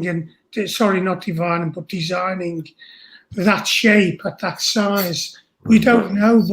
But what we do know is that specific one is very powerful, and all of the others have got something to a degree. And I would also imagine that, because we've talked about, we've never actually drank from one of them yet, but we will do. We will. And the other thing is, we've thought what would be the fantastic possibilities if we took some of these items to some of the famous Templar sites that we know and have been to. What would feel like then? If you could take them to the Shirola and stand in the middle of the Shirola with the libation cup or the sword, I'm sure you're going to feel something even more powerful. Yes, the carving, Hamilton, that you have of the two priests kneeling with the chalice between them is amazing. And you've got such an incredible chalice collection. And I don't think I shared this image with Jeff, but Carl, you were just in Cornwall last week and standing next to a wall with a chalice. Oh yeah, that was carving in the wall. That's phenomenal. Well, again, it's once again showing something that's at odds with the church. Bearing in mind that the Templars were ordained by the Pope, you would imagine that all of their methods of correlated according to the prescribed methods of the Vatican. But Hamilton's got polychrome carvings of two monks sitting, kneeling either side of a chalice, and the chalice has got an orb above it. Well, I was in Cornwall last week, and there was a place I wanted to go and check out, and for obvious reasons, it's a little town, not even a town, it's a small hamlet called Temple. So I drove up there, and there's a fabulous, fantastic small church or chapel there called St. Catherine's. And the chapel it's well known, it was built originally in the 12th century by the Knights Templar. There was a community of them there that used to help and assist pilgrims to get on boats on the main port on the south coast. But what happened, it went into disrepair over the years, and I think it was in the mid-1800s, they restored the church. So they've restored the church, and they've used a lot of the original stones in constructing it. But what's interesting is there's a small building outside, a storage building. It's almost the size of a garden shed, but it's made of stone with a slate roof. It's probably about 10 foot long by 6 foot wide, and with the apex, that's probably 10, maybe 8 foot. And on the apex, on the top where you'd normally see a finial, where the roof line comes to the edge of the gable end, there's a cross patte on a circular piece of stone. But then when you look at the stone, it's exactly like one of the ones we've got in the collection, which is a a Knights Templar gravestone marker. So what they've done with this building, they've used it. I suspect it was built when they restored the church in the 1800s, because on the front of it they've got almost like it's built up in sections of stone, and they've placed in between various pieces of carvings of Knights Templar stone masonry work, which are nothing to do with the church that's there now, because the church was restored, but I suspect these parts were originally part of the church. And one of the big pieces, it must be about 20 inches high, is literally a chalice shape. Oh wow! Carved out, and there's also a tiny altar within the stonework, like some of the worship altars we've got, with a little hole for putting water or wine or whatever it is there. And there's a composition of about 15 stones on that panel and on the side that are some of the symbolisms you can't really decode them, because the stone's degraded. You can't really tell what some of them are, but the chalice is very, very crisp and obvious, and there's some cross marks and symbols. It's an amazing place. In the tower on the chapel on the north side window, there's a beautiful stained glass window, and in the centre of this lancet kind of design, there's a small, beautifully hand-painted stained glass panel with a solo Knight Templar on a horse. On the other side, there's Catherine the Great. So it's funny how all these places link in, because she was the ruler and queen of Constantinople. So you look at what we were talking about before with the Crusade going there. Everything ties up. Yeah, for sure. And I think this was this a picture of the one you were talking about right here? Is that the? Well, that's one of them. That there's like a font like that built into actually placed into composition with the stonework, but it doesn't show the two monks or indeed the chalice or the orb. But that particular piece is fantastic, because it's still got traces. You very rarely see medieval stone carving with polychrome that's actually left on them.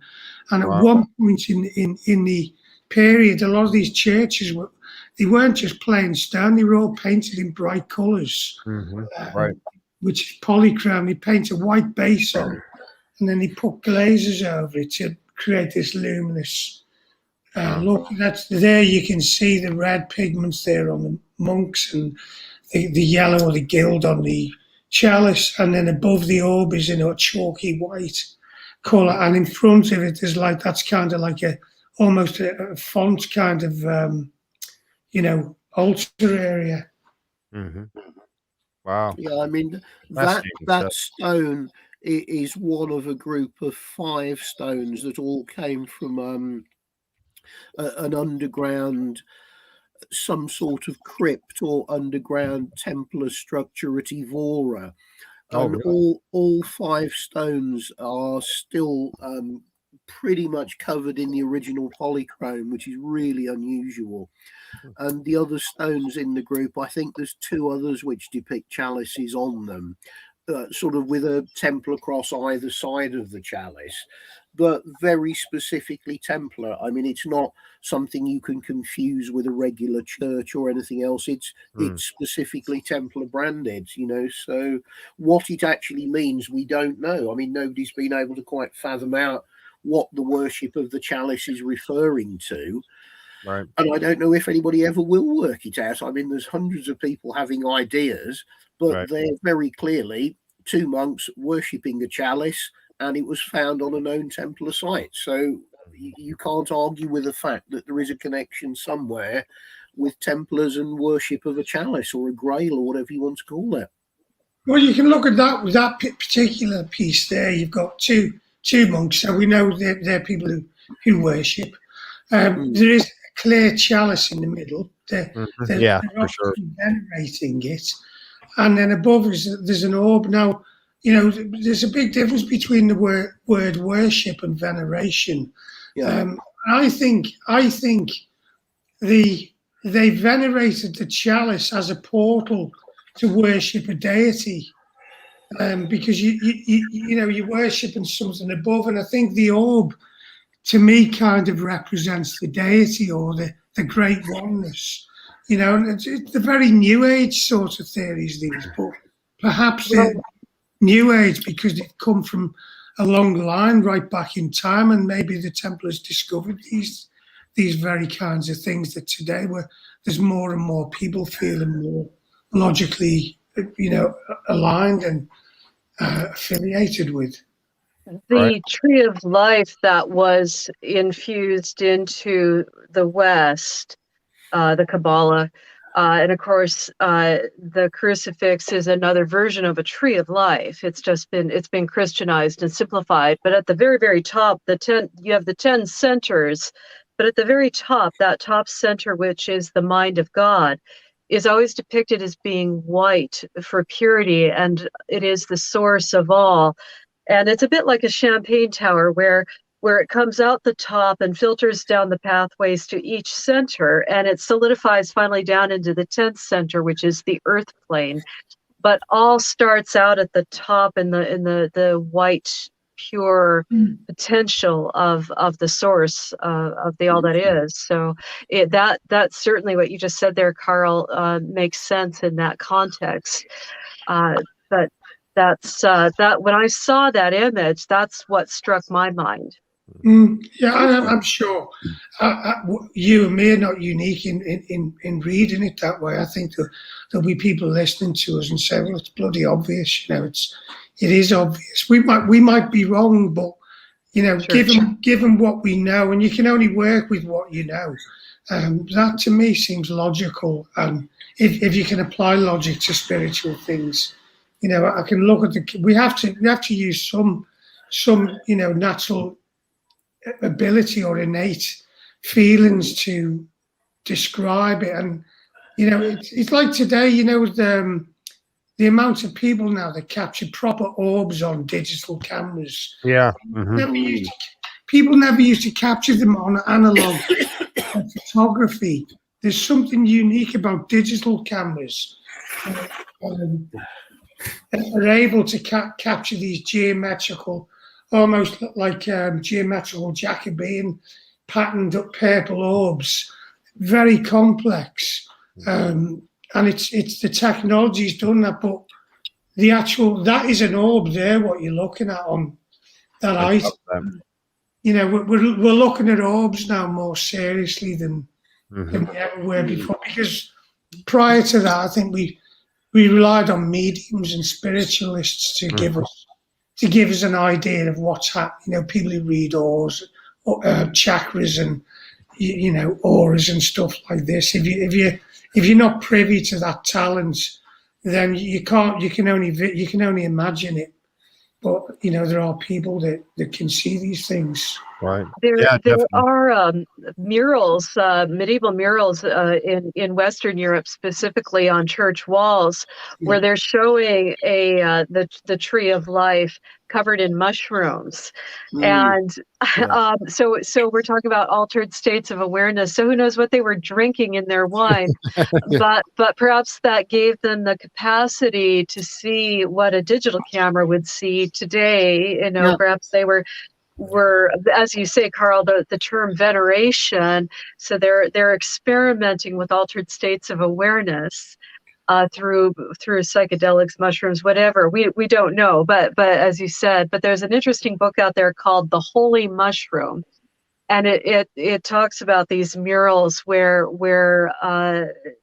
in medieval Western churches, and it's clear they're clearly mushrooms. So you have your chalice, you have your orb, and we saw a grave marker, didn't we, Hamilton, in the cloisters within the Tomar, where they're storing some of their relics, and it's a snake eating a mushroom. So you got two very clearly a mushroom, isn't it? Yes. And the snake is always, be ye as wise as serpents, representing the flow of energy. That is one way of looking at it. Yes. Jeff, I don't... the snake, you know, it's a misunderstood symbology that a lot of people just assume a snake is something evil. But when you go back in history, particularly to the medieval period, the snake was perceived as something as a sign of wisdom, and you quite often see snakes on various medieval manuscripts. I mean, there's a couple of stones I've got where you got a snake and a cross together, and it's not an alien thing. Actually, it was a symbol of wisdom. It's just today when it's looked at, the meaning is perceived in a different way. Yeah, that's very true. What were you going to say, Gretchen? Oh, I sent you Carl's photograph of him standing next to the church in Cornwall, Temple Coombe, perhaps, and I sent that via messenger. There it is. There he is. Yeah. So there, hand, where you can see me hand, that's where the chalice is. I'll send some more to you so you can have a proper look. And in the centre, you can see that little hole in the wall. So that's like a standalone altar. So all these pieces that you can see in the light of stone have been, they were not built into this building in the original purpose that they were, or the time they were made. This building has been built much later, probably in the 1800s when they restored the church, and they've used this building as an opportunity to preserve, store, and allow people to actually have a look at these items and see, you know, make what you want out of them, really. That's really neat. And where was this again? Where was this located? That's a town, a hamlet called Temple in Cornwall. There is a place called Temple Coombe as well, but this is not Temple Coombe. If you just Google Temple in Cornwall and type in St. Catherine's Church or Chapel, you can find out all about it. There's actually I posted on our Lost Relics fan page a link. I've done a photograph of a poster in the chapel which describes the short narrative of a book that you can buy for £5, and it's brilliant. It gives you all the history of the Templars in the area, the church, its parish, and when it was restored. You know, it's pretty amazing history you can find. Someone's done all the work before we've turned up, and you know, we turn up and we see slightly different things than other people. But that's the fun of doing it, really. Oh, absolutely. I think in Portugal we've got behind the scenes a lot more than everybody else has been able to do. I mean, that we found a very, very good guy, Zhao, who's been with us on both series, and I knew him before the sort of days of TV. And he's opened a lot of doors. And actually, everybody in Portugal's been very encouraging, haven't they? Yeah, brilliant. They really have. Well, I think wherever we've been, people have, in the main, have been very, very helpful, and you know, they've enjoyed working with us to, you know, try and assist us and show us what we, you know, things that we need to find, and yeah, it's been good fun. Yeah, I mean, what's behind the scenes in Tomar is far more interesting to me than what's open to the public. The sort of big storage area where there's probably 100 or so pieces of stonework that were collected in the 19th century. I would love to. That's far more interesting than actually looking at the building. Yeah. It really is. I would love to see that. Well, we got about 15 minutes to go before we get to the 2-hour mark. I know it's been flying by. And before we finish up, I know Gretchen's probably got a few more things to go over. And of course, a couple little quick things. And Hamilton, I know you're fading quickly there. No, I'm okay. No, I'm fine. Don't worry about it. All right, good deal. Go ahead, Gretchen, if you have something else. All right. I have a very deep question here. All right. It's probably going to take a lot of thought. Carl, would you ever let Hamilton drive one of your cars?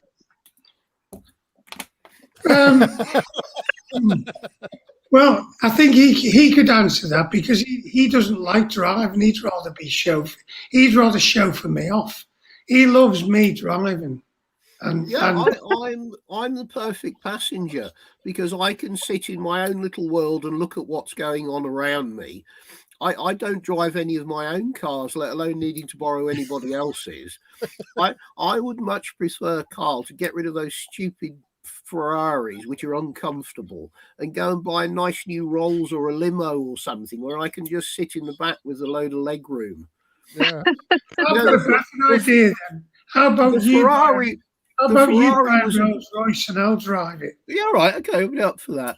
But I mean, the Ferrari was fantastic. But I mean, on a couple of times when we were in Spain and France, we had like 6, 7, 8 hour driving days. And I mean, 7 hours in a Ferrari. Oh dear, never again. I mean, you try and get out of the car and you're folded into the shape of the seat, even when you get out of the car. You couldn't make it up, could you? He's whinging because I know. Oh, what a shame he had to spend 7 hours in a Ferrari. Oh, I know. Sorry for you, mate. Terrible. Terrible. I know there was one. Go ahead. Sorry. We need a nice big limousine. Oh, there you go. With plenty of leg room in the back where you can stretch out.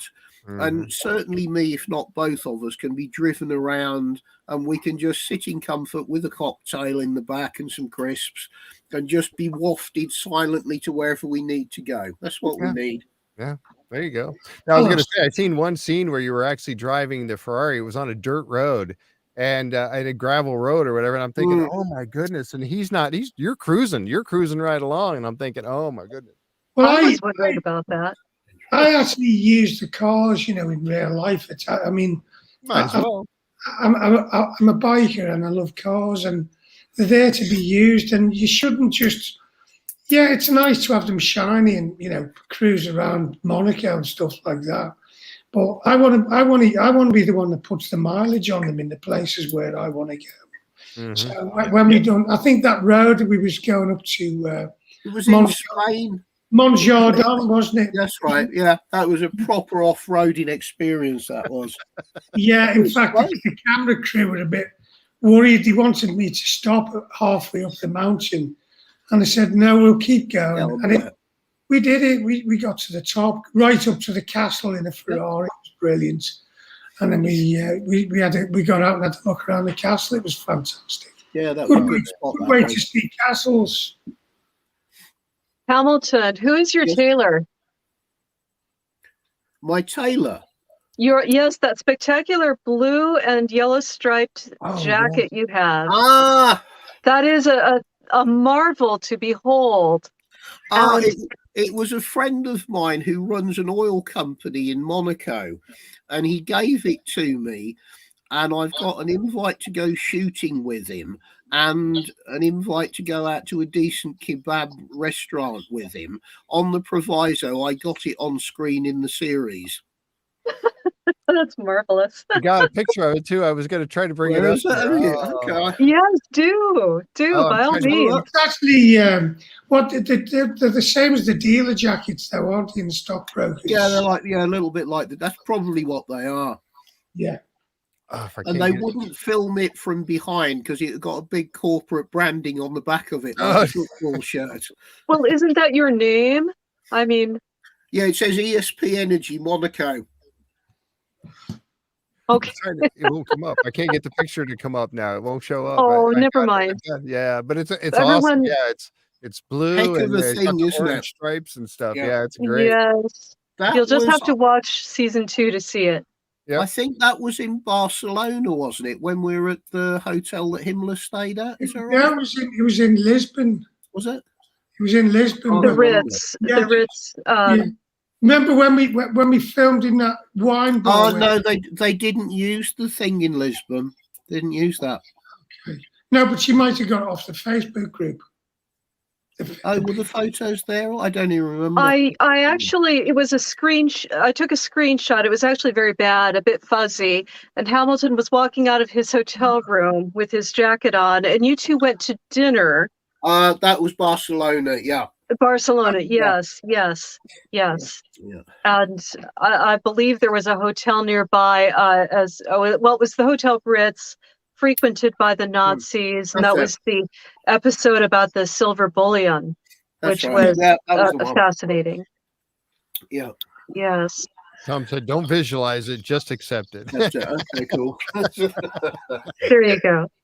There you go. That's awesome. Well, just thank you, gentlemen. I appreciate the sheer amount of content you both bring to the screen and your knowledge. And I realized watching season 2 how you don't have just one incredible collection of museum worthy, frankly, a museum that would kill for the Templar collection.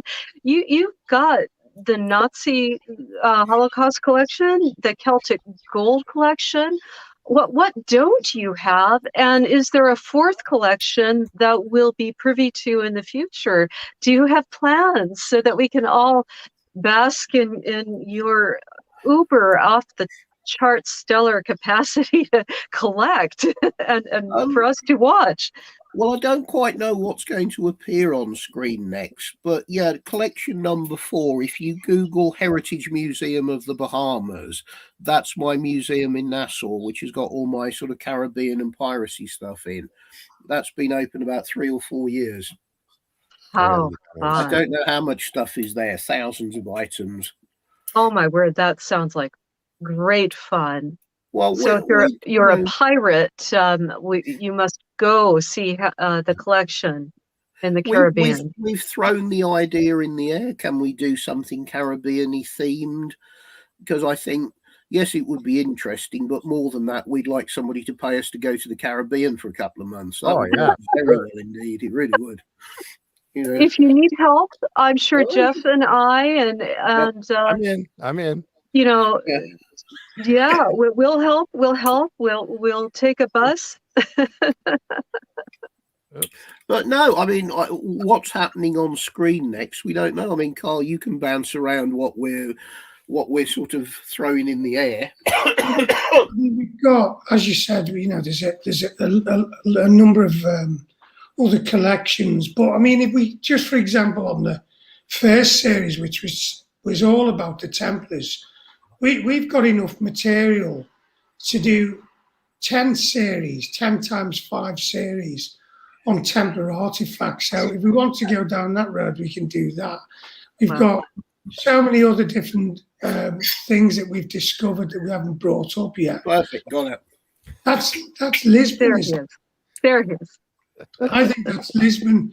You know, when we went to the Lisbon train station. It is, that's the train station, you're right. Yeah, that one is. Yeah, Jan dug that one up. She says, you got to put this one up on the screen. So I threw it up. Well done, Jan.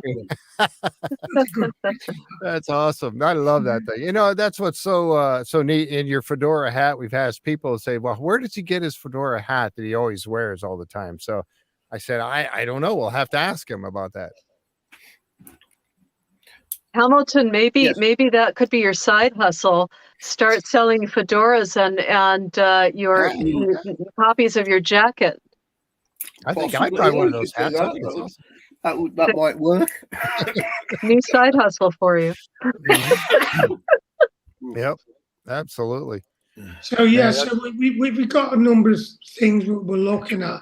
We haven't got anything concrete planned yet, and we know what we'd like to do. We're not short of content. We've got all the content and we've got all the backup research to deliver anything really on those lines. We've even got stuff that goes back to Mesopotamia.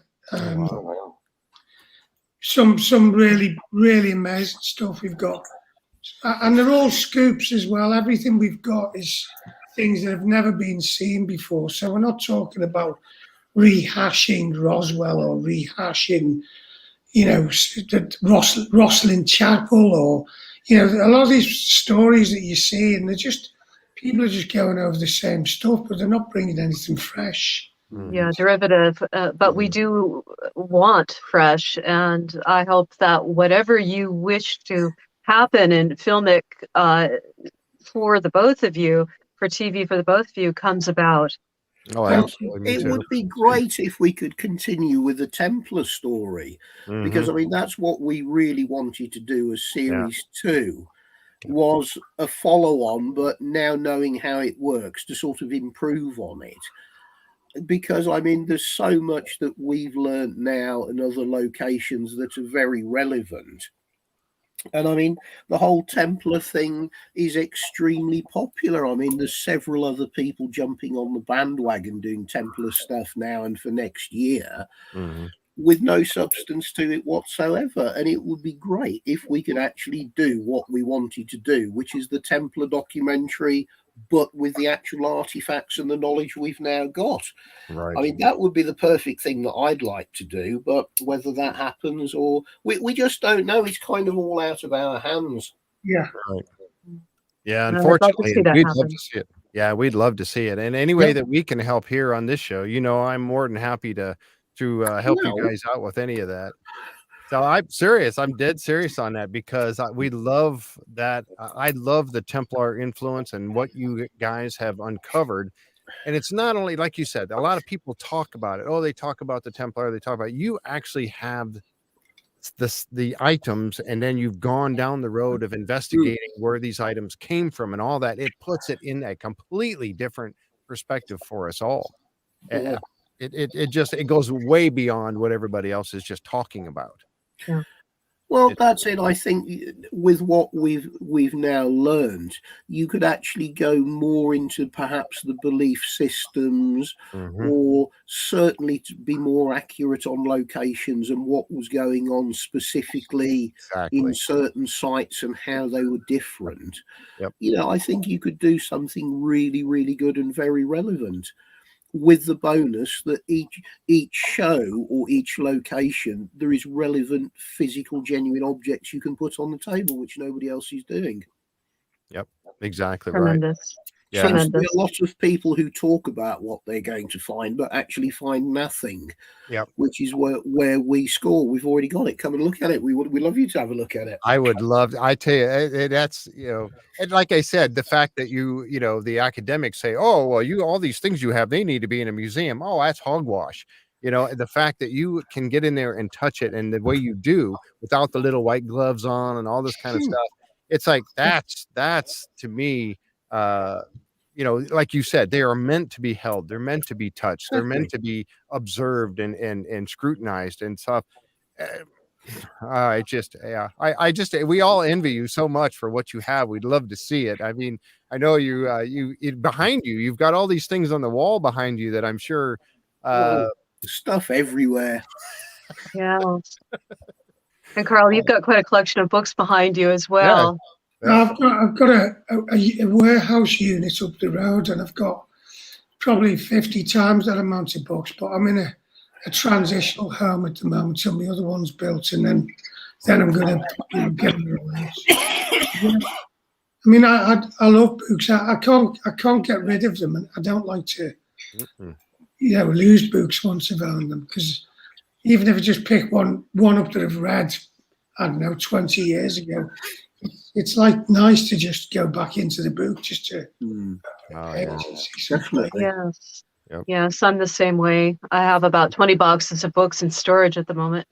And I just can't part with them. I think, but there's a lot of people out there exactly the same, you know, they're like the memories in print, aren't they?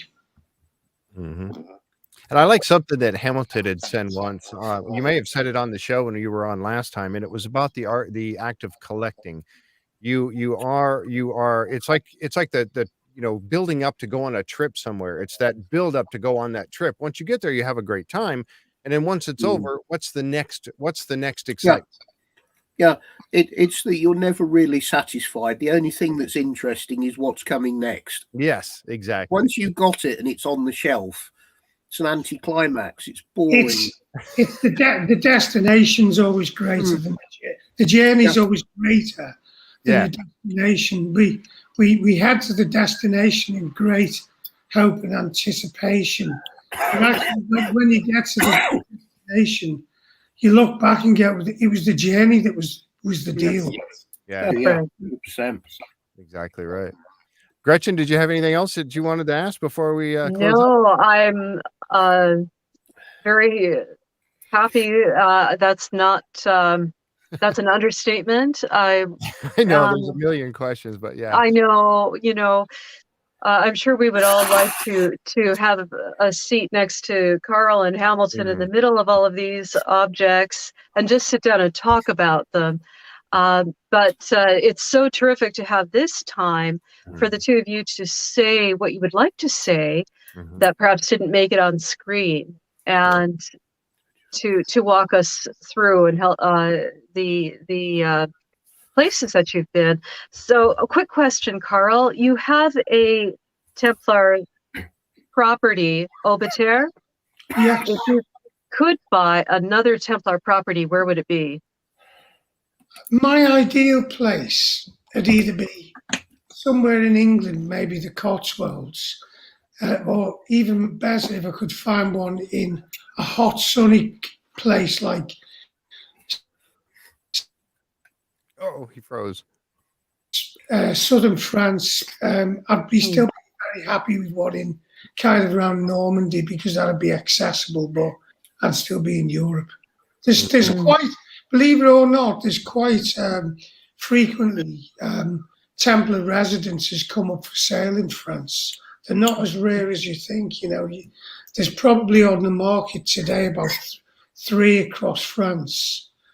So they come up. Some of them are visually nothing. You know, there's actually one in.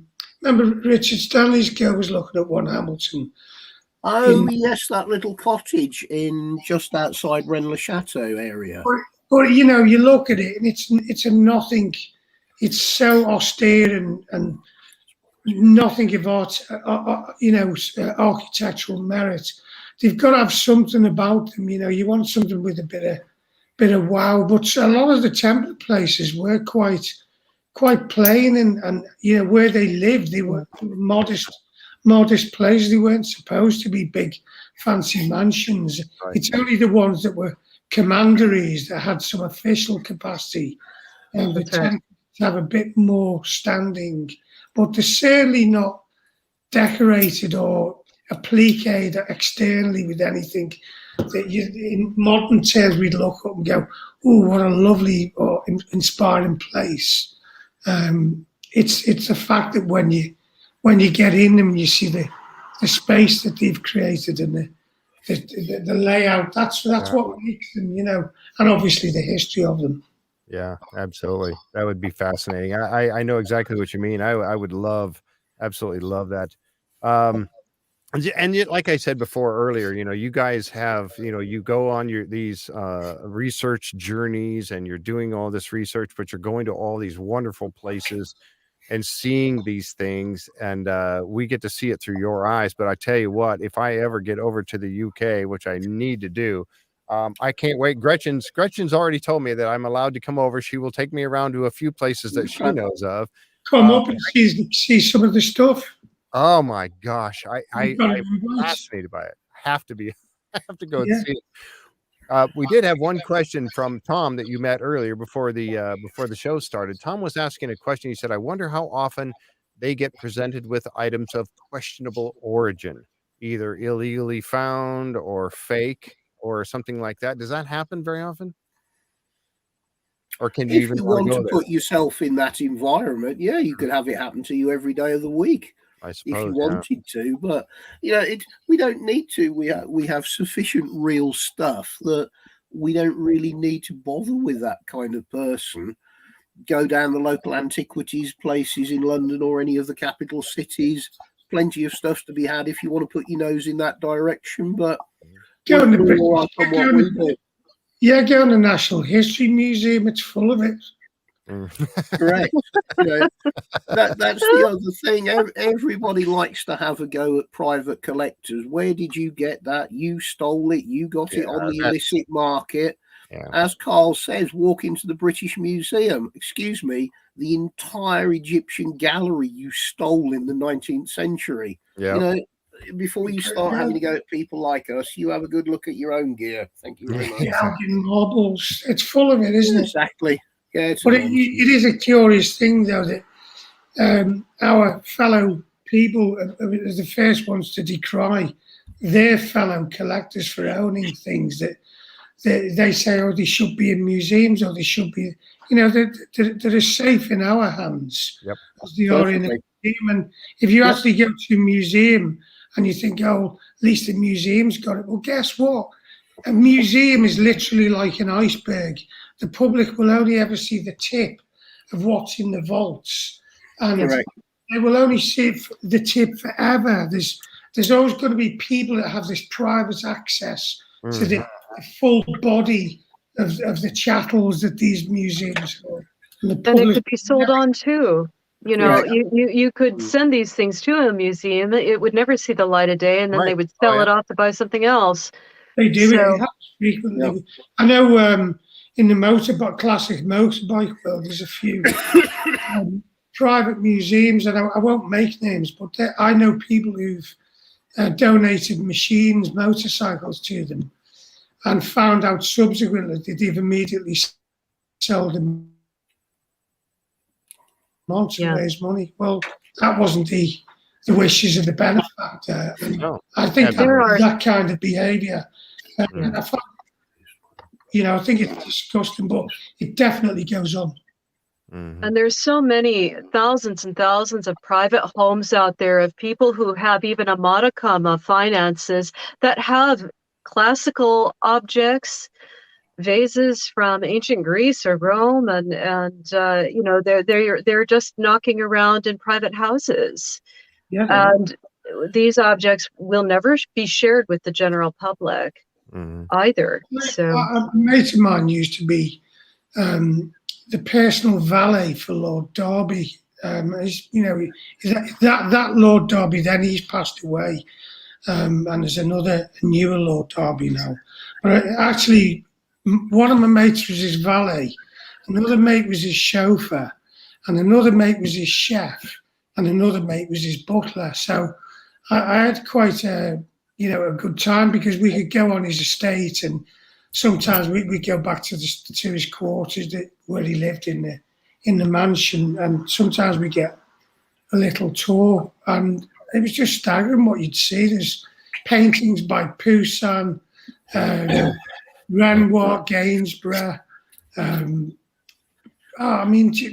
talk one painting like a Poussin at the time, I think it was worth 10 million quid, and I'm going back 40 years ago. Wow. And now they're never going to be seen by the public, but right.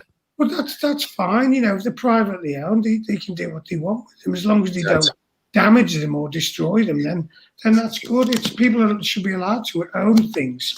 If you go down the route of everything's got to go to the museum, well, then it's communism, and that's not that's not the world we live in.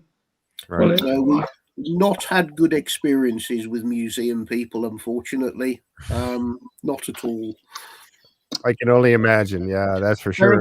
Museum people are a bit like politicians, in that they tell you what you can and can't do, then do the exact opposite themselves and pretend it doesn't happen. Yep. I can see that. Yeah, for sure.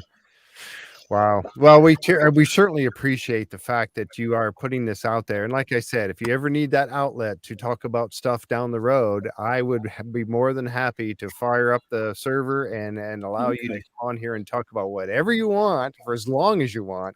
Because I asked you about that earlier today, Jeff, and you banned me from talking about it. Well, yeah, that's a different show.